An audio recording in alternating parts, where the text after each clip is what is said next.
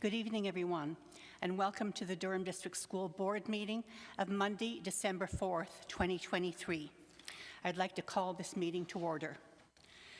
We welcome a number of people in the boardroom for our public meeting in accordance with our policies and procedures and the Code of Conduct for public participation in meetings. We expect a safe and respectful environment for all participants. That includes staff, board members, and guests. Everyone is expected to be respectful and not interrupt the meeting proceedings. In the interest of maintaining that, should there be any conflict between members of the audience or any meeting disruptions, people in attendance may be directed to leave the premises. The Durham District School Board acknowledges that many Indigenous nations have long-standing relationships, both historic and modern, with the territories upon which our school board and schools are located. Today, this area is home to many Indigenous peoples from across Turtle Island. We acknowledge that the Durham region forms a part of the traditional and treaty territory of the Mississaugas of Scugog Island First Nation, the Mississauga peoples, and the treaty territory of the Chippewas of Georgina Island First Nation. It is on these ancestral and treaty lands that we teach, learn, and live. I'd like to call on Trustee Stephen Linton at this time.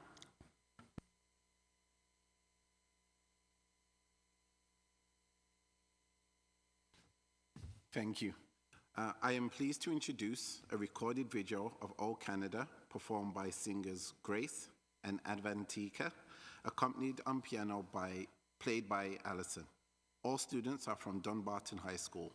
All 3 students are part of Dunbarton's concert choir, music council, and other bands, and we thank them for their recording this evening. I'd also like to invite anyone who's able to do so to stand with us. Thank you.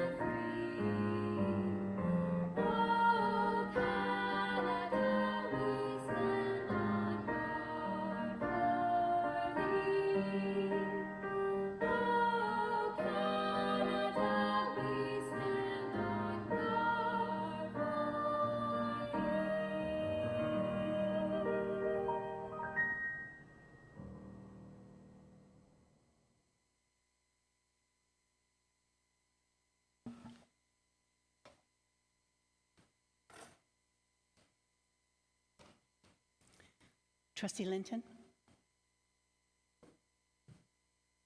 Thank you. We'd also like to congratulate Dumbarton High School and offer our congratulations on the amazing production of Matilda. Your dedication, talent, and hard work truly shone throughout the performance, and it was an absolute delight to witness such a remarkable showcase of creativity and artistic flair. We'd also like to give a special mention to our very own trustee, Ben Cameron, for delivering such an awesome performance in line with the other students from Dumbarton. Congratulations.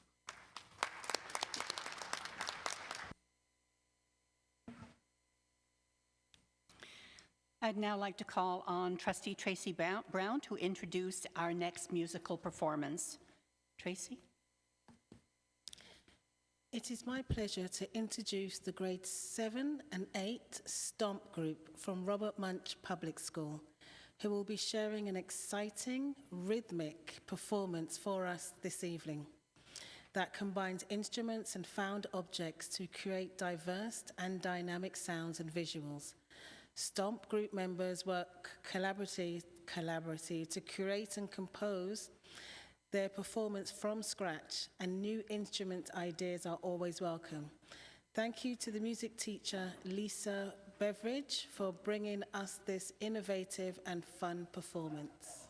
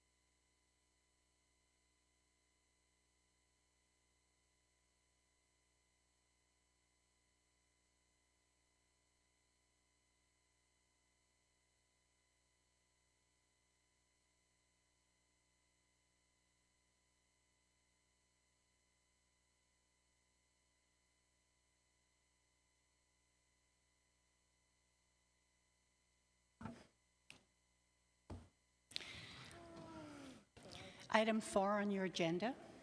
Are there any declarations of interest?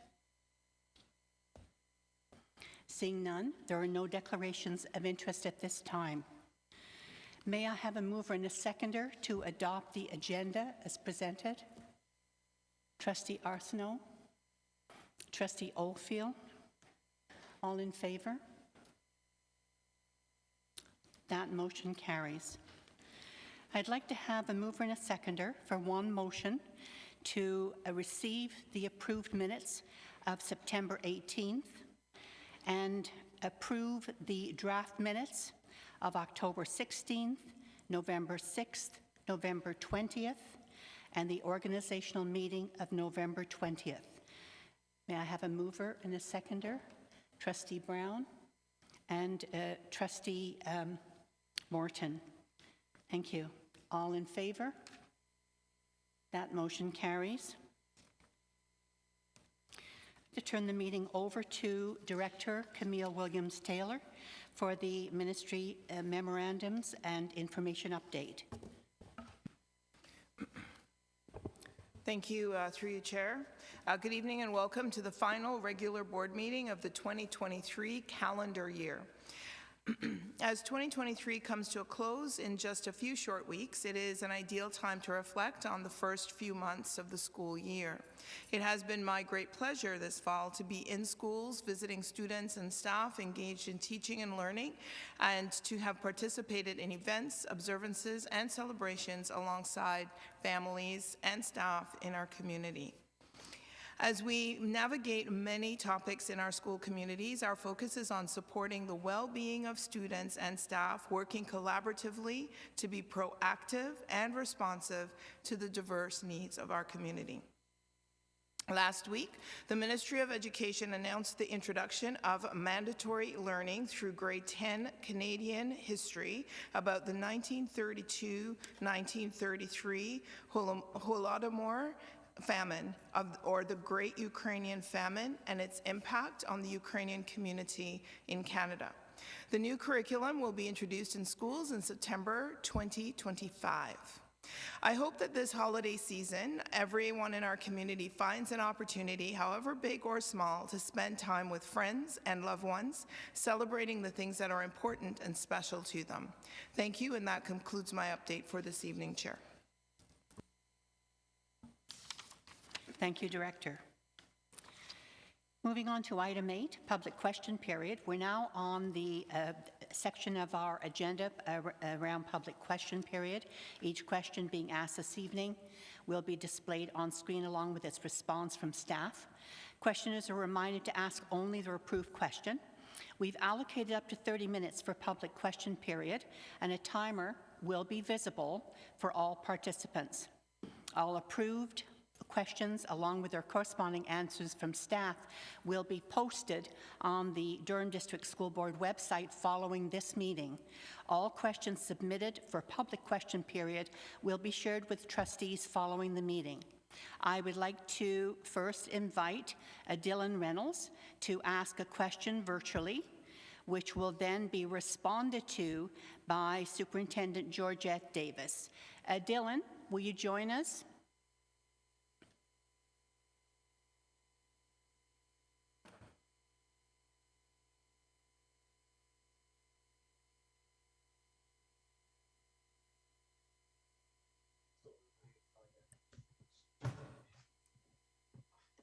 Thank you, Trustee Thacker, and good evening, everyone. My question tonight is about the future of the DDSB at home. During the pandemic restrictions, DDSB at home served a lot of students while the COVID-19 pandemic was spreading across Ontario, but now with almost all of the COVID-19 restrictions rescinded, I'm wondering, will the DDSB at home remain in place, or will the DDSB at home also be rescinded, and will in-person learning once again be mandatory, and online learning would only be used in rare circumstances like during snow days? And that's my question right now. Superintendent Davis. Thank you for your question, Dylan, and through you, Chair. Dylan, we're reviewing DDSB at home to ensure that all our programming is effectively serving students and families, so we're still in the reviewing stage. A decision has not yet been made about the future of DDSB at home. So we will provide an update to parents and guardians when there's more information to share. Thank you. Well, you know, with this being the last meeting of 2023, Dylan, can I just wanna interrupt you say for a this has moment? been one of Dylan? the challenging years for the Dylan, board.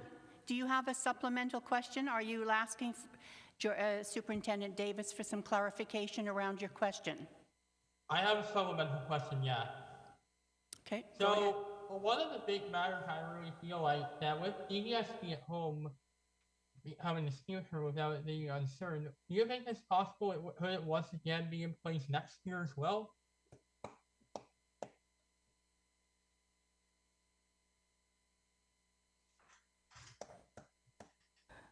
Dylan, just to clarify, are you asking if DDSB at home will be in place next year? Is that your question? Yes. Okay, so we're still working through that right now in terms of what will happen next year, so we're reviewing it. We're reviewing DDSB at home and all the programming, so we will give an update as soon as we have an answer to that question. We're in the reviewing stage right now.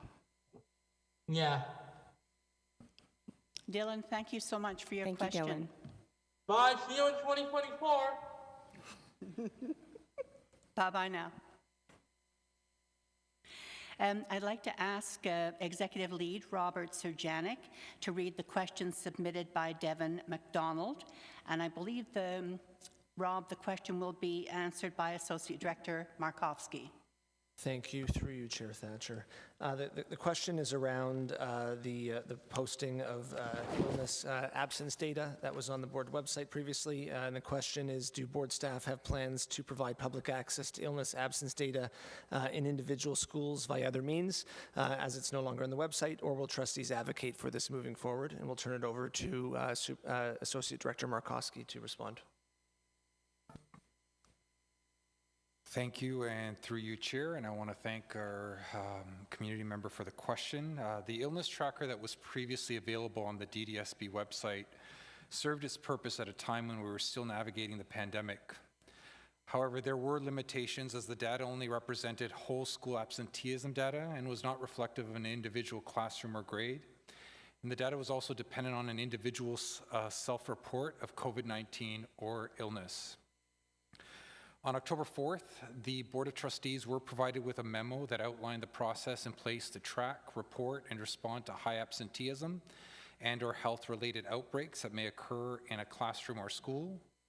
The current process involves a requirement for school administrators to report to the Durham Region Health Department increased illness absences, which are approximately 30% above baseline. This can include a single classroom and or the whole school, whichever is detected first. Upon notification to the Durham Region Health Department, an assessment would take place and additional infection prevention and control measures would be initiated. These actions may include communication to families to inform them of an increase of illness, additional cleaning, and ongoing monitoring of absences. I do want to note here is that we have, based on language that has been shared through our public health unit, no longer speak to COVID. Now it's in relation to respiratory viruses. And I should note that the DRHD does have a respiratory virus data tracker. It's a comprehensive weekly summary of respiratory virus activity in the Durham region, which is accessible on their website. The DDSB assists the Durham Region Health Department in tracking and monitoring of school absenteeism due to illness data by generating automated daily reports to the Durham Region Health Department. That data is analyzed for trends among school-aged children across the region and is posted weekly on the Durham Region Health Department website. So I do want to note that there is still a place if families wish to obtain information and data. The DRHD website does have a variety of tools to provide that information. And as a school board, we continue to encourage all students and staff to self-assess for symptoms of illness and follow the recommended actions by the Durham Region Health Department and through the Ontario Self-Assessment Screening Tool. Thank you. Thank you, Associate Director. I'd now like to ask Executive Lead Surjanic to read the questions submitted by Camille Ali. Thank you, and through you, Chair Thatcher. The question is, I ask this as an aspiring ally to the Palestinian people. The community seems to be asking for some parity in the way that the UN days are recognized in social media. Can they count on your support in the future with respect to your accounts? Can you please honor their voices in this small but still significant way? And I'll actually be responding to this question. The DDSB recognizes approximately 250 dates of significance. The UN International Day of Solidarity with the Palestinian people on November 29 was included on the calendar once in the past. Due to the large volume of dates on the calendar, we do not have approved wording or posts for every single day, including this one, which has been consistent with our approach last year. In addition, the UN has over 200 dates they recognize, and while we do recognize some, it is simply not feasible to recognize all, and in some cases there are similarities to other days that we do recognize. However, we also acknowledge that dates of significance evoke strong feelings among members of different communities. And in considering this, we've started a process earlier this year to begin a review about how we recognize dates of significance to ensure that there is greater consistency, a defined criteria, and a more formal approval process that would be completed prior to the start of each school year. This work is ongoing, and it's our goal to ensure that the many diverse communities that make up the DDSB feel valued and respected as part of that process. Thank you, and I'll turn it back to you, Chair Thatcher. Thank you. That concludes public question period. We'll now move on to the agenda item 9, a report from the Committee of the Whole in camera, and I'll call on Vice Chair Deb Oldfield. Thank you, and through you, Chair. This is a report from the Committee of the Whole on today's date, December 4th, 2023. The Committee of the Whole met in closed session on December 4th, 2023, and discussed matters involving decisions in respect of negotiations with employees of the board. And Chair Thatcher, that's my report, and I move that the board approve the actions and adopt any resolutions of the December 4th, 2023 Committee of the Whole closed session meeting. Thank you, Deb. Looking for a seconder for that. Trustee Brown, are there any questions? All in favor? That carries. We'll go back to Director Camille Williams-Taylor for good news from the system. Thank you, Chair, and we'll turn it over to our tech team to bring us the good news through our video screening.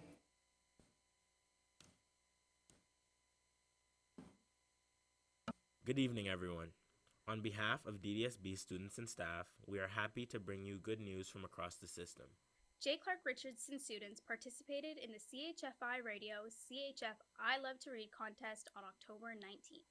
PLP students in all grades came together to be part of the experience and share in the stories with CHFI on-air personalities.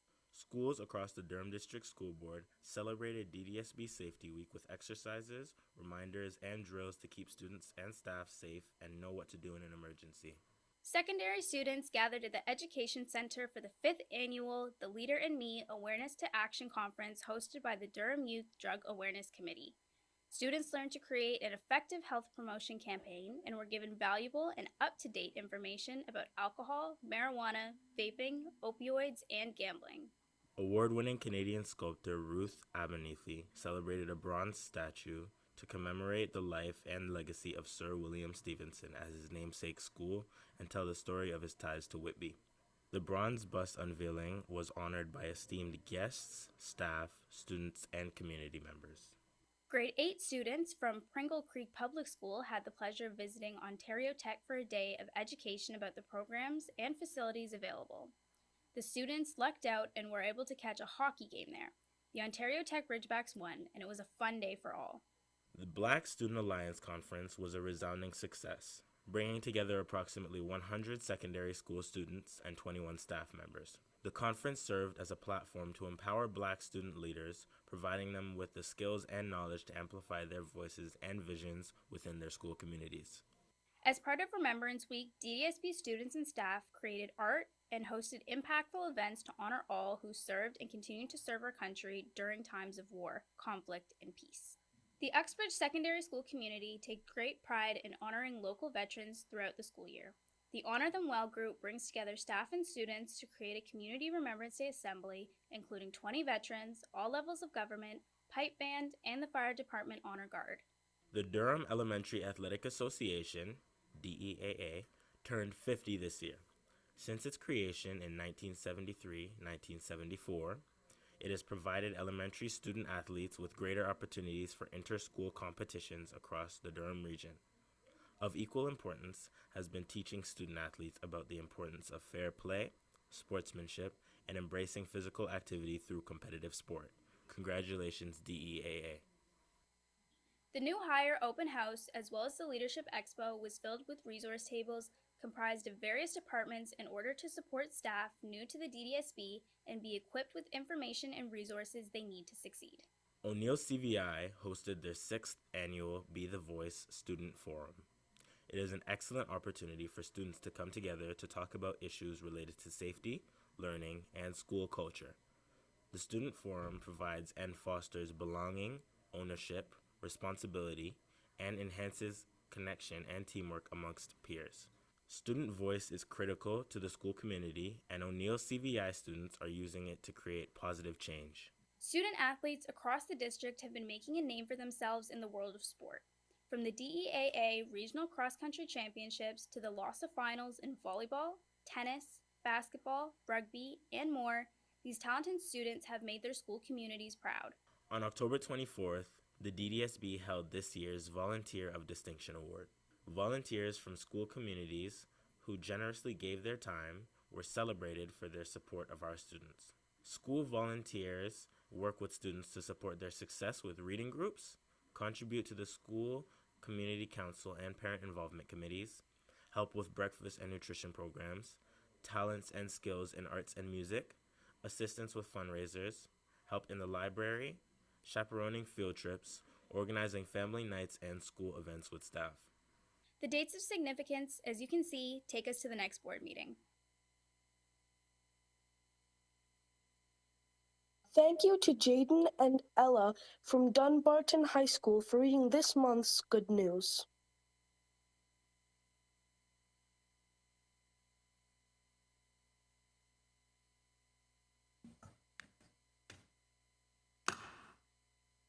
Moving on in the agenda then to our recommended actions for this evening.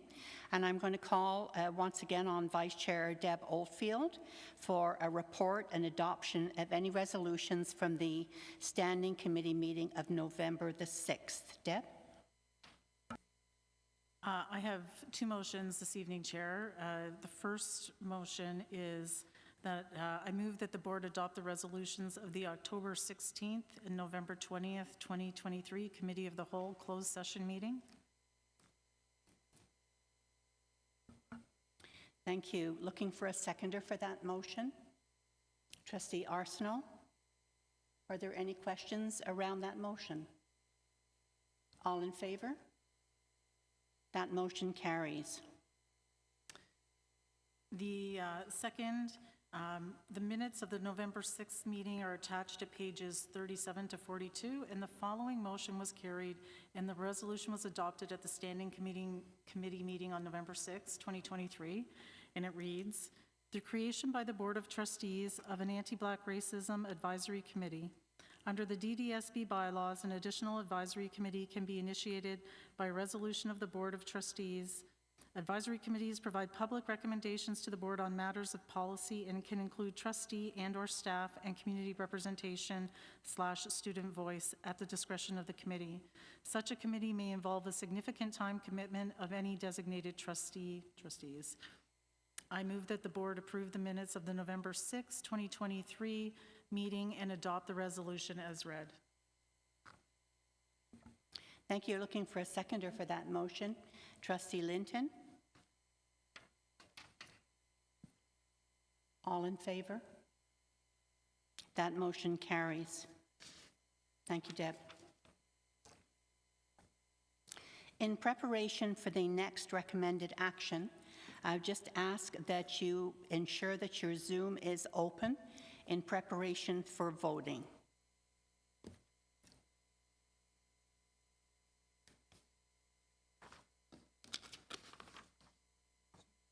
No, it's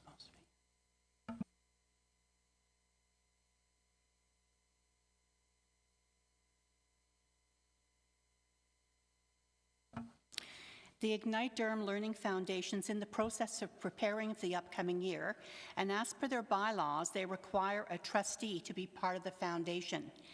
This position is a one-year term, effective immediately, until the organizational board meeting of November 18th, 2024.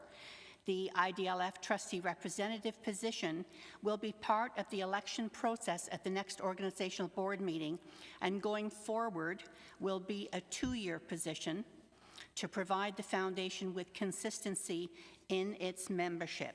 So we're looking for a trustee for the Ignite Durham Learning Foundation, and I will now open nominations.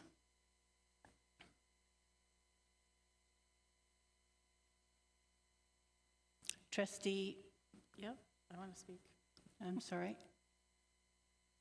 Okay, I'd like to nominate Trustee Arsenault. Trustee Arsenault, will you accept the nomination? Yes, I accept. Thank you.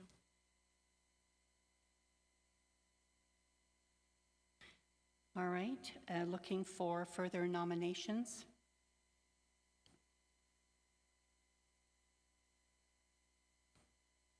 Are there any further nominations? Oh, sorry. Sorry. Trustee Edwards. Yes, I would like to self-nominate. Thank you. Thank you. Are there any further nominations? And are there any further nominations for trustee for Ignite Durham?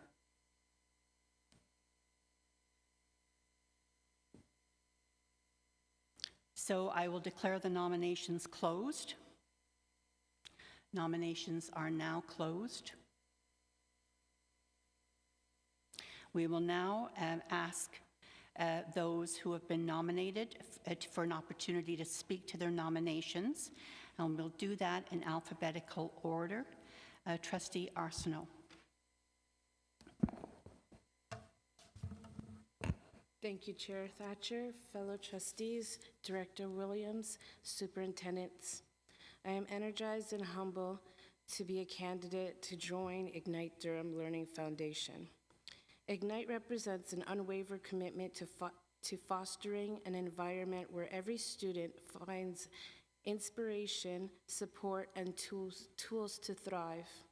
Last weekend, I was able to attend an Ignite fundraiser event in Oshawa with fellow trustees, Brown and Oldfield.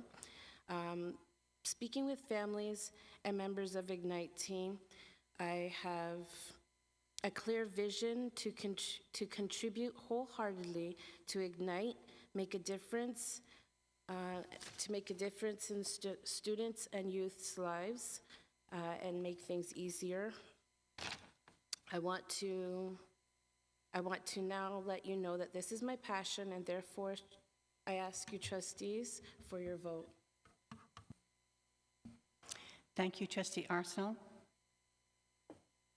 Trustee Edwards.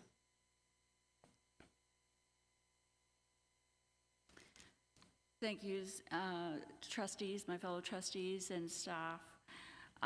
Previously, the position on night was held by the chair, and due to bylaw changes, that had changed where it was just a trustee.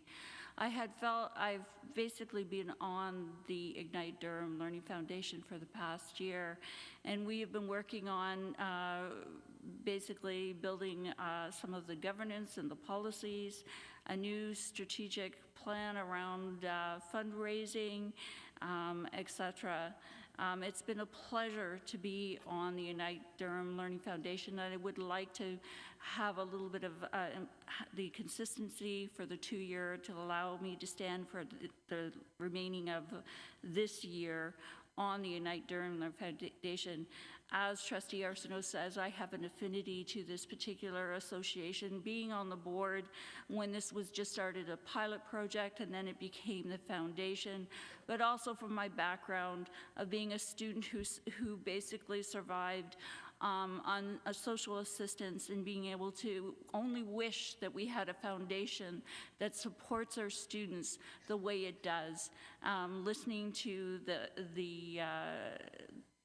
being part of some of the initiatives that they've had, planning to continue to participate on some of the initiatives, whether I'm on the council or a foundation board or not, but I just really liked the opportunity to finish some of the projects that we had started as a board for the remaining of this year. Thank you. Thank you, Trustee Edwards. We will now proceed with the voting by confidential voting system.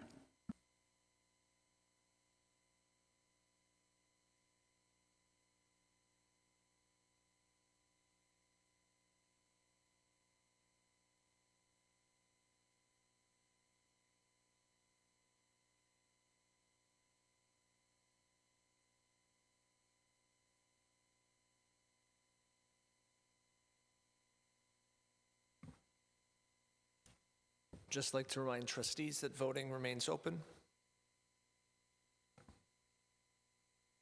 If any trustee is having challenge voting, please do indicate and be happy to try and assist.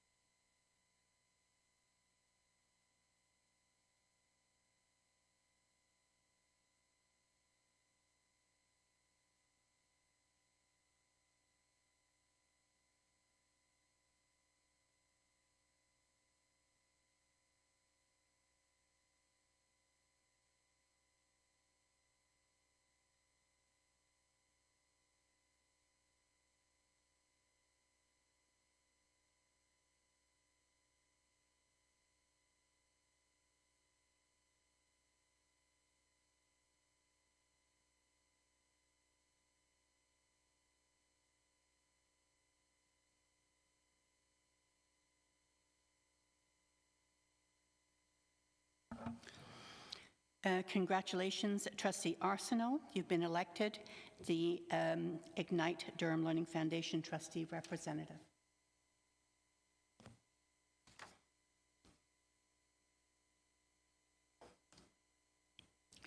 Moving on in the agenda to information items, item 12. I'm going to call on Associate Director David Wright for the Capital Priorities Program 2023-24 submissions. Thank you very much, Madam Chair. Good evening, everyone. It's my pleasure this evening to be joined by Lisa Bianca, Head of Facility Services, who will be presenting the report. Thank you.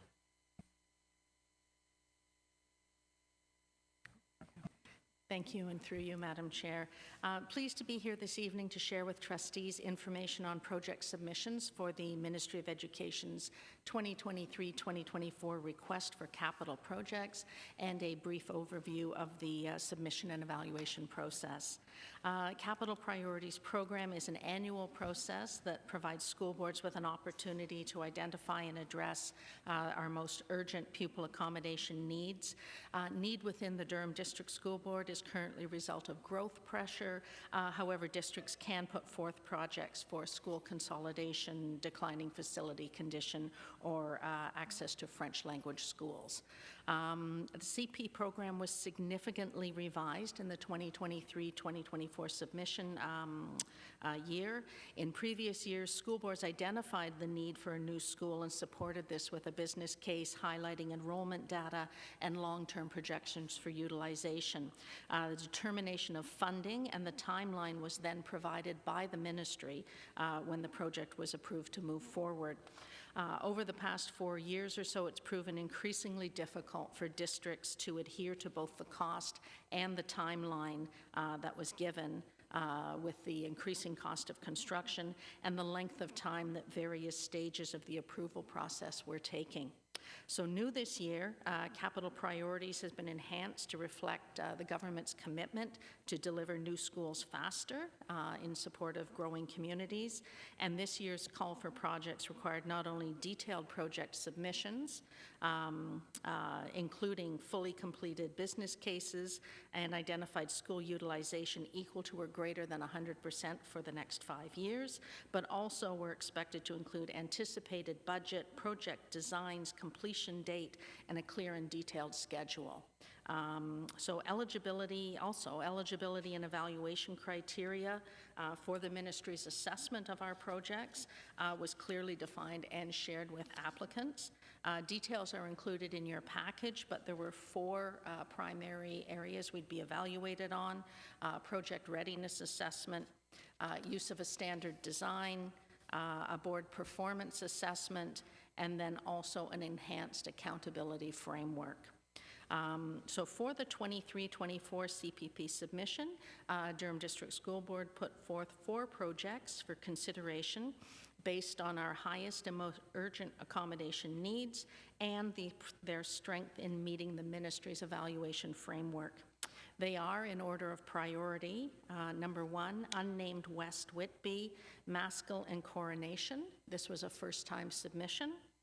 Number 2 was unnamed West Whitby, Cisco and Limoges Public School. This was a 3rd submission for this school. It had been submitted twice previously. Number 3, unnamed North Oshawa, Symington and Steeplechase, also a 3rd time submission. And number 4, unnamed West Whitby Secondary School, which was a 1st time submission. Project details for all of these are included in your report on page 46.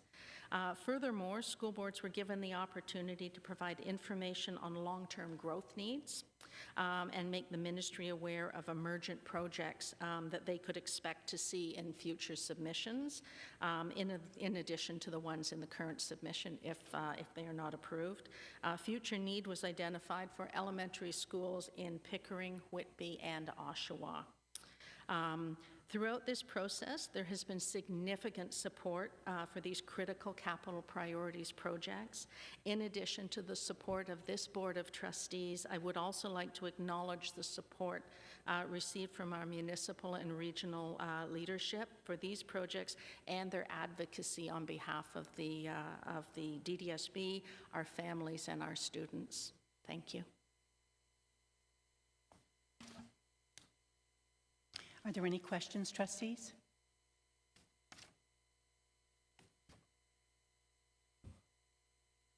Student trustee Ben Cameron. Thank you, Chair. I'm wondering how the eligibility stuff and all of the new process that we had to go through around, design and project readiness, how that might have affected our submissions. Thank you, and through you, Madam Chair. We were fortunate to have one of our DDSB schools included in the ministry's design guidelines.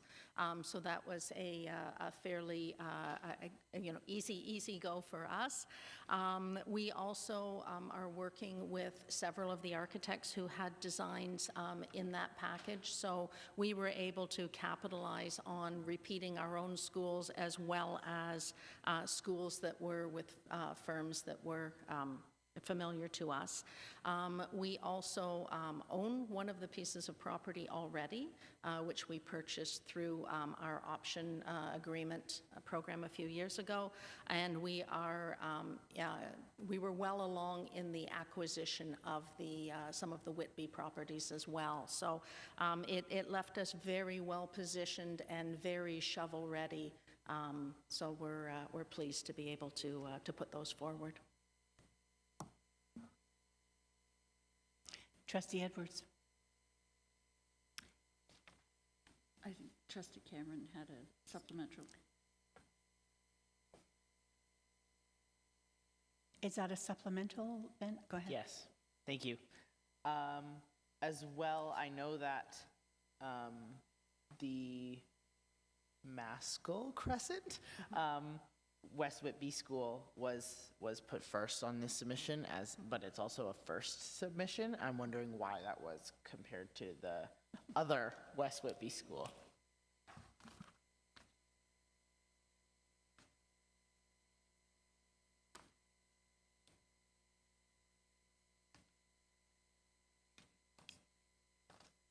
Right, thank you, and through you, Madam Chair. What we have found since we submitted in the 2022 submission, we've noticed that the pattern of growth throughout West Whitby, is sort of developing in almost a scattered format. So previously, the Cisco and Limoges seemed to sort of gather the most students that were already in residence. However, over the last sort of 18 months or so, we've seen a bit of a shift to the north. So the Maskell site is more centrally located, where Cisco and Limoges was more towards the south of West Whitby. So it was felt that that would capture the most students, and also from a transportation perspective, it seemed more central. So it's just the way West Whitby growth has been developing. It's not a regular north to south or east to west. It's a very pocketed type of development. Thank you. Over to you now, Trustee Edwards. Thank you, and my question is really around the childcare. I know that the new regulations basically, or the new process has eliminated really the possibility of putting standalone per se daycare but I'm concerned, and I see a couple of the submissions not having childcare there, but I am concerned with the ministry basically not meeting their $10 a day because they don't have the spots, and they've talked about innovative processes to address or innovative projects to address childcare. And I know we talked to the CMSM as far as, Durham region and their childcare. I'm just wondering, how do we sit with the childcare with not implementing or not adding now childcare to our school system? Great, thank you, and through you, Madam Chair. Certainly when we have our initial roster of projects, the first place we go is to the CMSM to offer up all projects for childcare, as has been the case for the last, at least 5, 6, maybe more years. Almost all of our schools have opened with childcare in them. The CMSM had recently completed their plan for childcare in the region, and unfortunately they indicated that, according to their plan, or to follow their plan, they were only able to support childcare in the one location. It's unfortunately, it's sort of out of our hands. It's with the CMSM.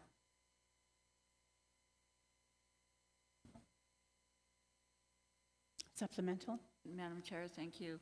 I recognize that's kind of a shame because we're still shortage of childcare spaces within the region, and especially when we're talking affordable childcare, and the government isn't meeting their needs at this point in time. And I just missed the opportunity that we have a secondary school where we could have the opportunity of students doing co-op placements or special high school major placements. It's a shame that we've missed that opportunity, and if we're talking about supporting our students and an innovative process, that would have been one of them. Thank you.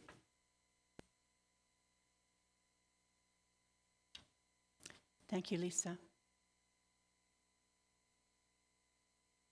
Trustee Linton.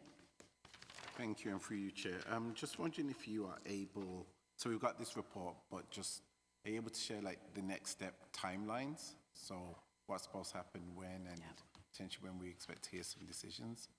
Thank you. Right, thank you, through you, Madam Chair.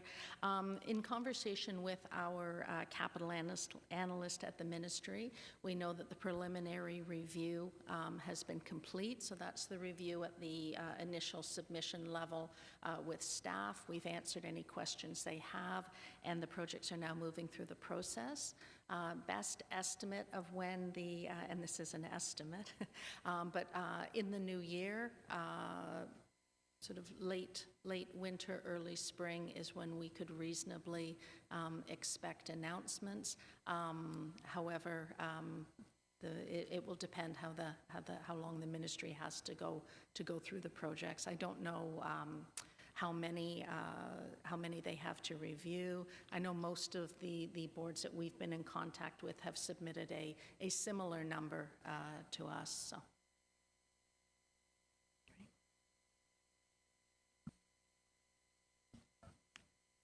Thank you, Lisa. I'm seeing no further questions. So let's move on to 12B.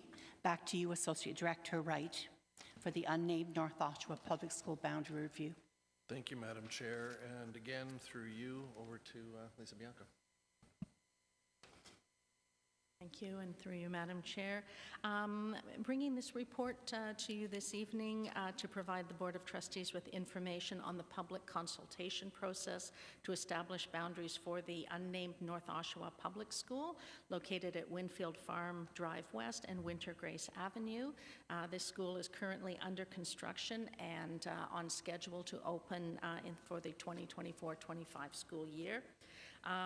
The boundary review is scheduled to commence following this meeting, and in accordance with our school boundaries regulation. Public consultations will take place between December 5th and January 12th, and the key dates are provided on page 58 of your package. This is a full public consultation and is timed to align with district processes such as establishing staffing and class organizations for the 24-25 school year. The new school will provide pupil accommodation for students residing in the new North Oshawa development neighborhood, specifically the block west of Simcoe, north of Taunton, south of Winchester, and east of Thornton. As outlined in Appendix A on page 60, we have been holding these students at 4 different holding schools prior to North Oshawa PS opening. We've been utilizing holding schools since 2015, starting with Stephen Saywell, followed by Sunset Heights, then Dr. Phillips, and most recently Elsie McGill. With the approval of the boundary for unnamed North Oshawa PS, these holding schools students will shift over to the new school, and these schools will be available for future holding for more North Oshawa development that's coming on board. The enrollment data provided in section 3.2 supports the proposed boundary as provided in Appendix B. Encompassing the area that I described earlier, and I wanted to point out that this is the current holding boundary for that development. So we're not looking to make any change. We're not recommending any changes to the boundary that was established back in 2015. Enrollment projections, including students which are the current JK to grade 7s and incoming JKs, indicate that the school will open full with the possibility of 2 portables the first year. The need for portables at the 4 existing holding schools will decrease from a high of 6, 8, and 9 at Elsie McGill, Sunset Heights, and Dr. Phillips to between 0 and 2 for the 2024 school year. However, like I said, this relief may be short-lived as growth continues in North Oshawa, and we will be looking for more holding schools. Grade 7 students, current grade 7 students are given the opportunity to remain with their peers and graduate at their holding school, or they may choose to attend the new school, and we poll those students at the time that the boundary is formally approved. The process includes opportunities. Our consultation process includes opportunities for community input through email, voicemail, a survey, as well as a webinar. and school community council executive meetings of the affected schools.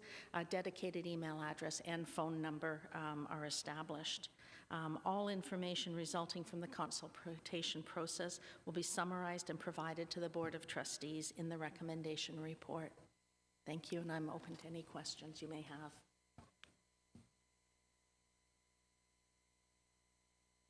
Trustee Oldfield. Thank you. I didn't see, and probably because it's not necessarily related directly to this new school in Oshawa, but do you know the enrollment for Northern Dancer currently at this time? I don't know the exact number, but I know we are, I would say between 800 and 900 students. I would have to get you an exact number for that. And it's a school that's meant to hold? 536, I believe. Okay, so we're over-enrolled? Yeah. Right. And so this is maybe less of a question and more of a statement as a Oshawa trustee, that even though we have this new school opening, and you said it yourself, there's not going to be much relief. There might be some short-term relief at some of the holding schools. I have to say that, you know, one of the most common calls or emails I get from parents are around the holding schools and the issues that are created, the safety issues around traffic and dropping them off, the busing issues, which of course transportation issues are always something to be concerned about. Portables are not ideal, especially in elementary schools, and having to use non-classroom rooms to learn in. And I just feel like we're not really catching up. You know, you get kind of excited because there's a new school opening, and then we're still really back where we started within a very short time. And so I know this is not really a question to you, but I really felt like it was something that needed to be said, that people need to be clear that this is exciting, that this is happening, but if people are looking for some type of relief, parents who have students at those schools are not going to see that. And I really wanted that to be clear, that we are not receiving the funding and the approvals for schools as quickly as need be in not just Oshawa, across all of Durham. But because I'm from Oshawa, I'm going to speak to the Oshawa issue, and I just really wanted to make that clear. Thanks. Thank you, Trustee Oldfield. Trustee Linton. I thank you, and through you, Chair.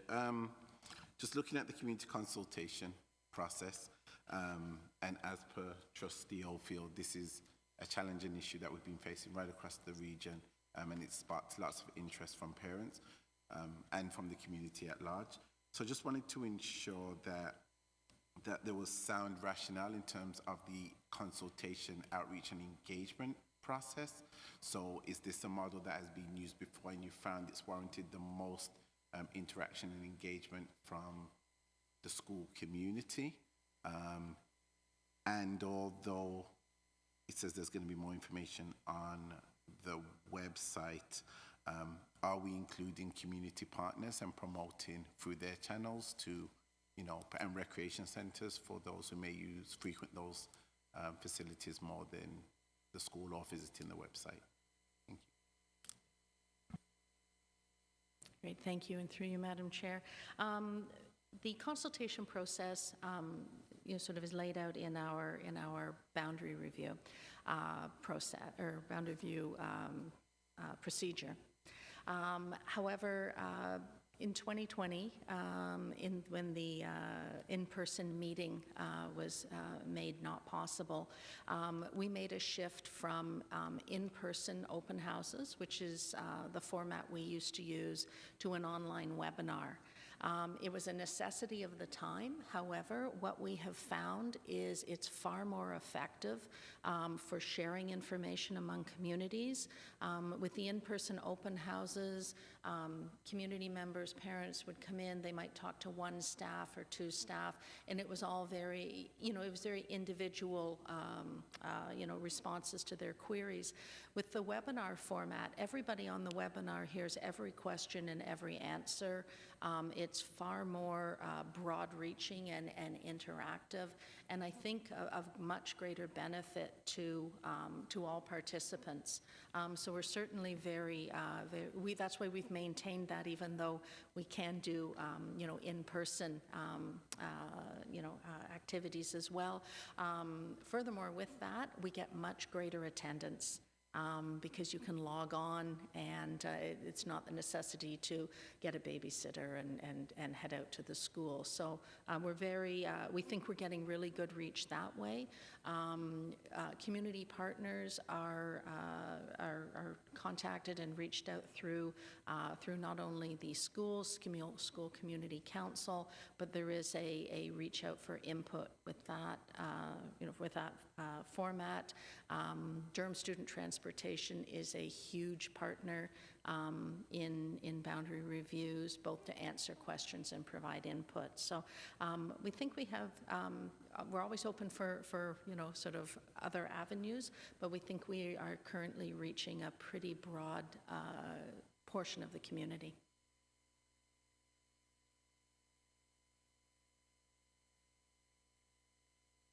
Supplemental, Trustee Lind? Yes, thank you. And so just to expand on that, what does the engagement of the actual students look like in this process? So students, the engagement, students can reply to the survey. They can attend the webinar. Certainly at the secondary level, we have a considerable amount of participation from students when we're doing secondary boundary reviews. Less so with the elementary ones, but that doesn't preclude elementary students from giving questions and listening to the webinar.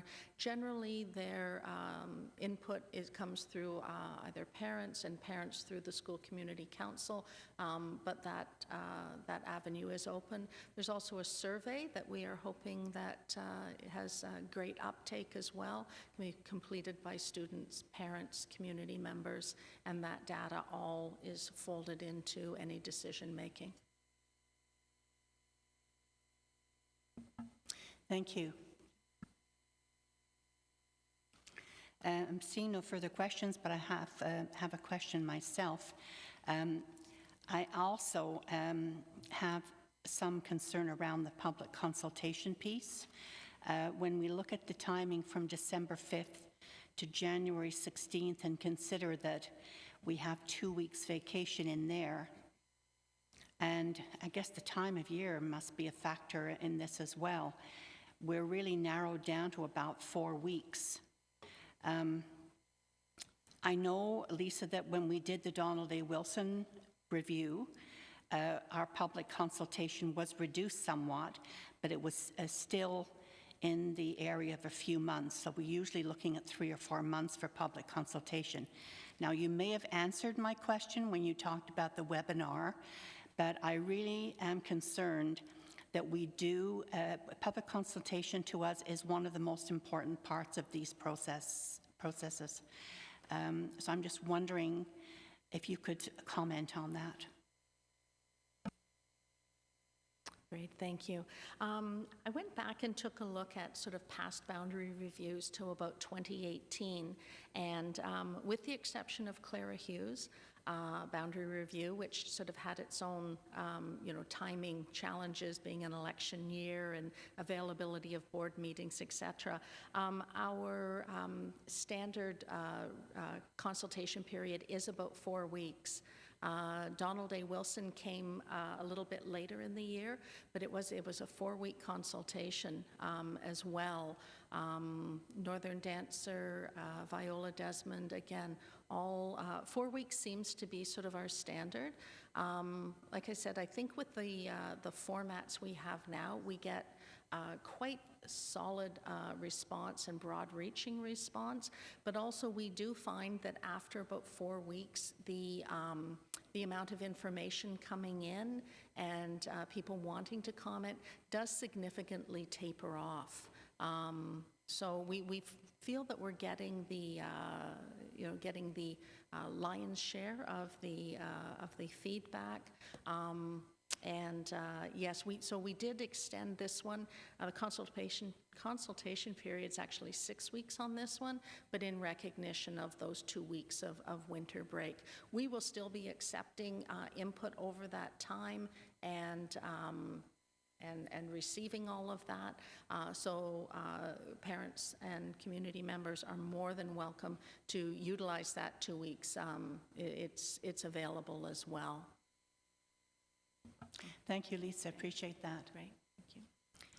I see no further questions, so move on to item 12C and back to Associate Director David Wright for the Vincent Massey Boundary Review. David? Thank you, Madam Chair, and through you, Lisa is going to run us through the next boundary review as well. Thanks.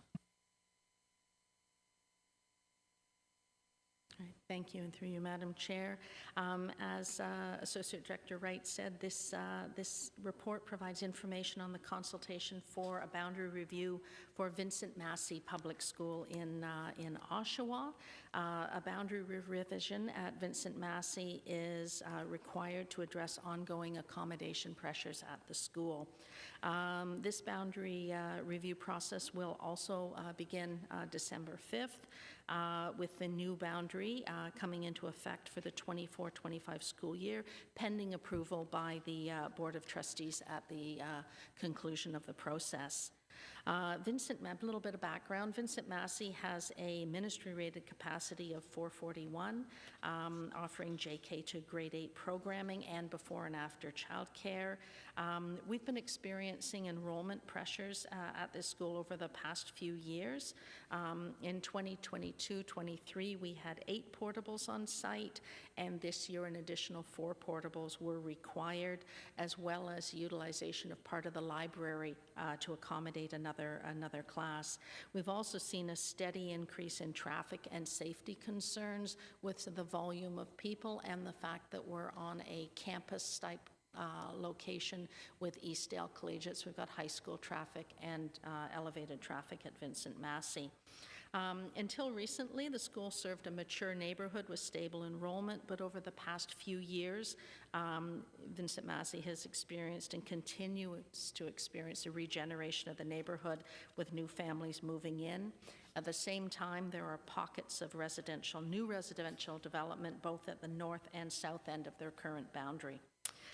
Nearby schools are also experiencing increased enrollment, and on page 67 of your package, there's an analysis of the nearby schools. Projected enrollment based on the actual registrations this fall, plus the increase we expect to see, would indicate a need for 16 portables on site for the 24-25 school year. However, we are limited with the number of portables, and it may be challenging to provide that many additional portables. And furthermore, the current size of the student population isn't expected to decrease noticeably in the coming years. So this is sort of sustained growth that we expect to see at least 4 or 5 years out. We're recommending a boundary review being undertaken, and including consultation with the community to realign the boundaries between Vincent Massey and Gordon B. Addersley. On page 77 is a proposal. This is the staff recommendation, although this is coming out for consultation, and certainly we're expecting and very welcoming of dialogue and alternate scenarios. Based on the proposed scenario over the next 4 years, the number of portables at Vincent Massey is expected to decrease to 8. However, it will mean that we would have to add 6 portables to Gordon B. Addersley. Gordon B. Addersley currently does not have any portables on site. It is a 481 pupil place school on a 5.03 acre site.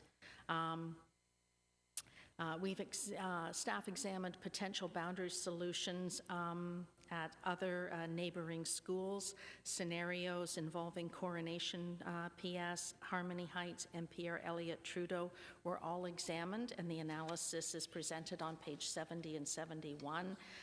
We are proposing or recommending the Gordon B. Attersley as the most viable, but are seeking consultation on that as well. Also in the recommendation is the return of a legacy holding area of students. These students, this pocket is within the Pierre Elliott Trudeau boundary and have been attending Gordon B. Attersley since Pierre Elliott Trudeau opened. There was accommodation pressure at the time, and we would be looking to remove that holding boundary and re-include those families in the Pierre Elliott Trudeau boundary.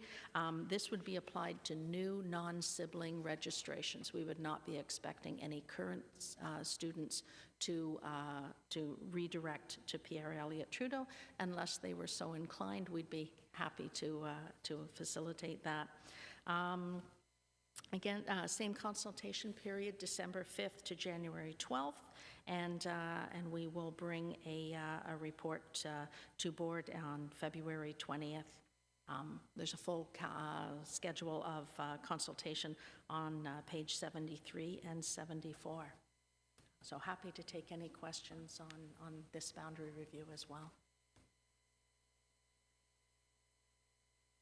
Are there any questions around the Vincent Massey boundary review? Trustee Linton. Thank you, and through you, Chair. No more questions after this, I promise. I guess not just with this report, but in our reports and across Durham, we're seeing that the traffic congestion is sparking safety concerns, especially with students crossing the road, leaving from their parents' vehicles. So knowing that even if we do this, we're still weeks, if not months out from this becoming a reality, what are some of the proposed measures to address the safety concerns with the increased traffic in these areas? Thank you, and through you, Madam Chair. The Vincent Massey Eastdale traffic situation was fairly complicated, as well as the site. So staff felt that in this case, it would be best to hire a traffic consultant, which we have done. So we have a professional traffic consultant reviewing the ingress and egress from the site and looking for opportunities that we can implement in order to improve safety and also the time on and off the site. We've heard that anecdotally it could take up to, it's taking people 30 minutes to exit the site, and then that's creating frustration and increasing the unsafe situation. So we are looking to our traffic consultant to provide us some solid direction, and then we will implement that. So I would say spring for implementation of their recommendations.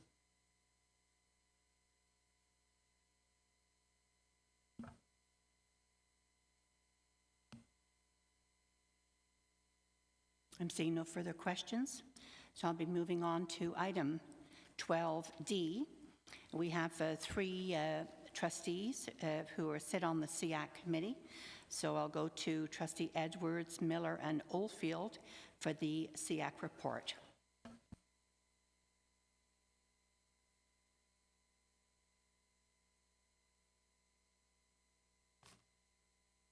Trustee Miller. Thank you, Chair. Your SEAC report.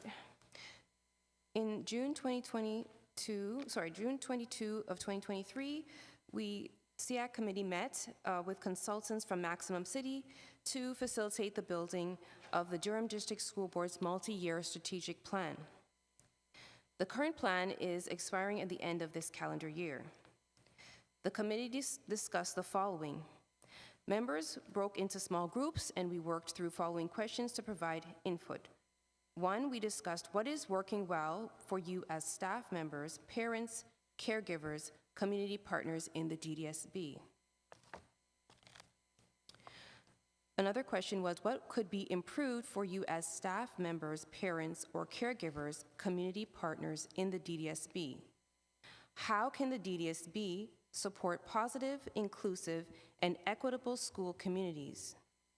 How can the DDSB strengthen relationships with community organizations or committees like yours to best serve students and families?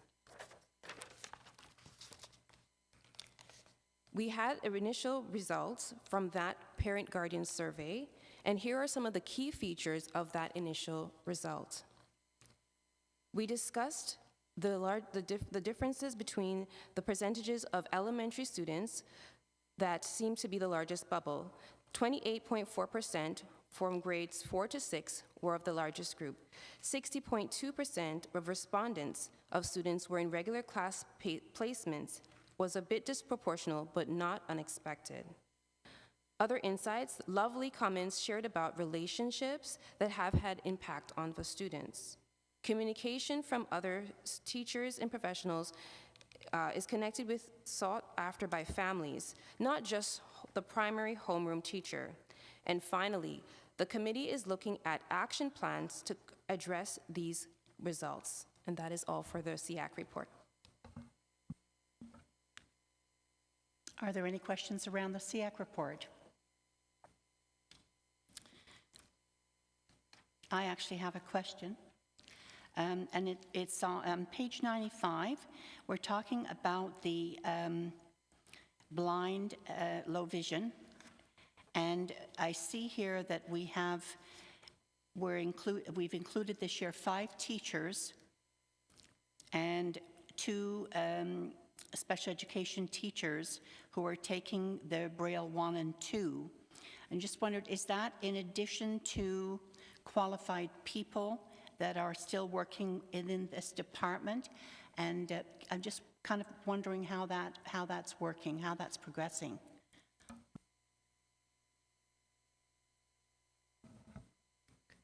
Through you, Chair. That is reflective of the current team. We also have incentives out to educators in the system to enroll in the courses. There is a bit of a deficit in terms of the cycle of those courses operating, and so we are fully supportive of any educator qualified who would like to take those courses. There is both provincial and district funding to do so. Thank you. Seeing no further questions, moving on then to the OPSPA report. Trustee Edwards.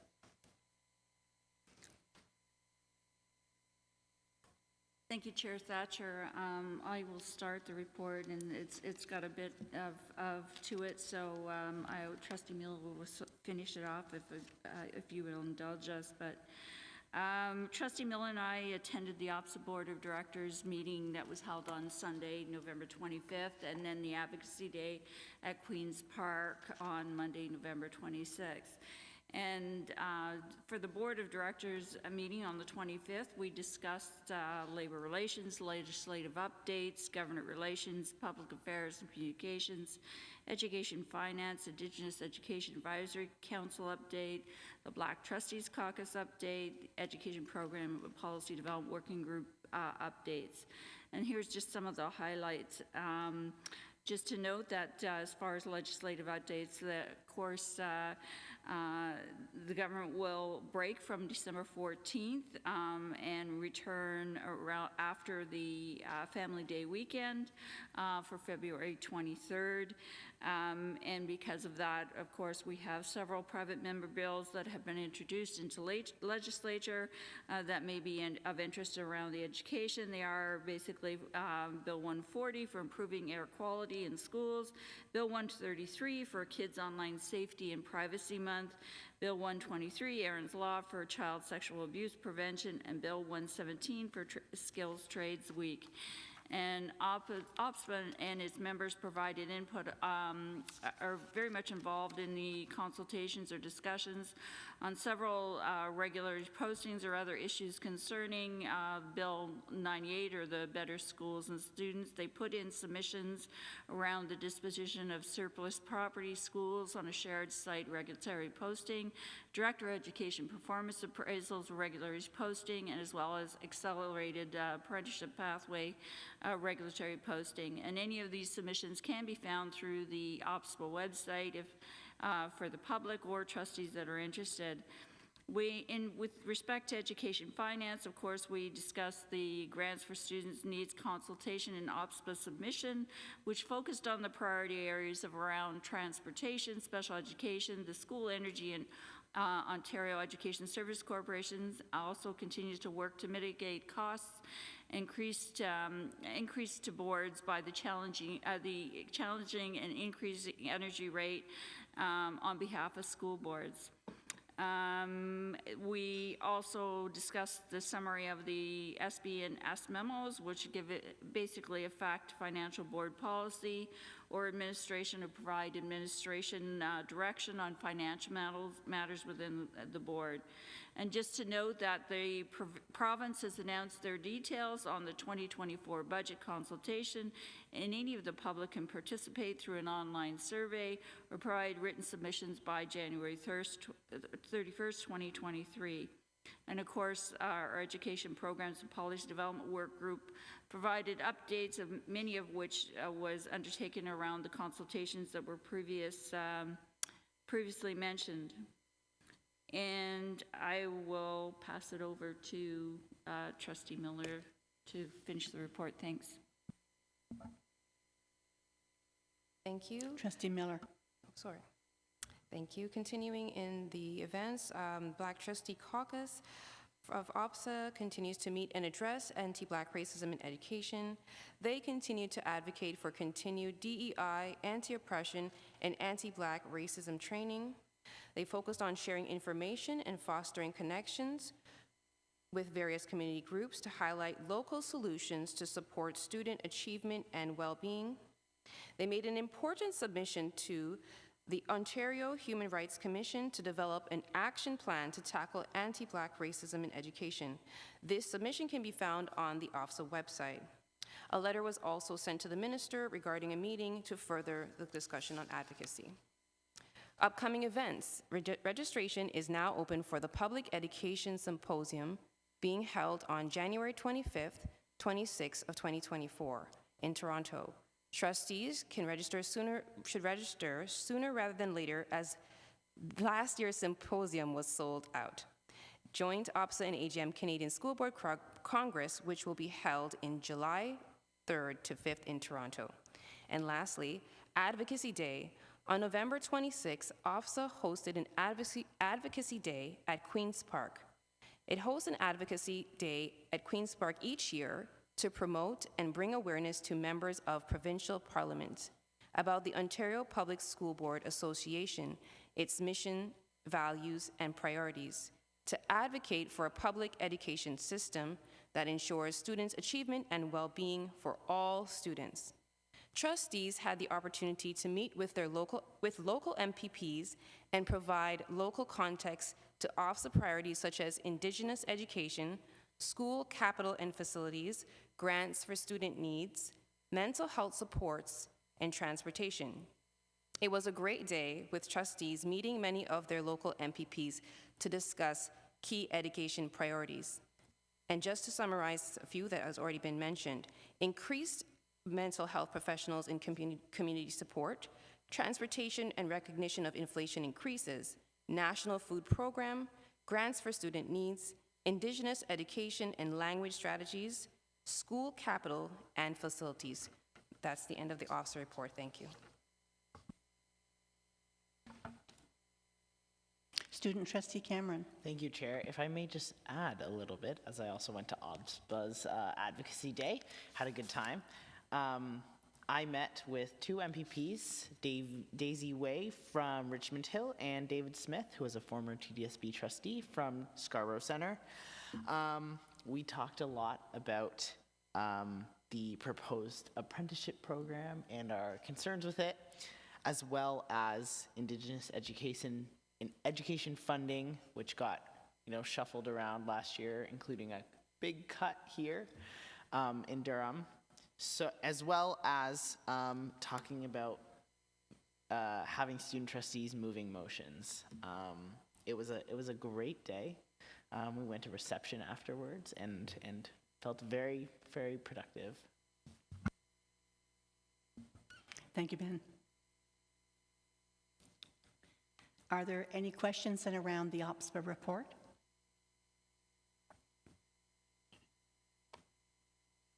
And I'm seeing none. So item 13, we have 3 memos. And then item 14, our 1 correspondence letter.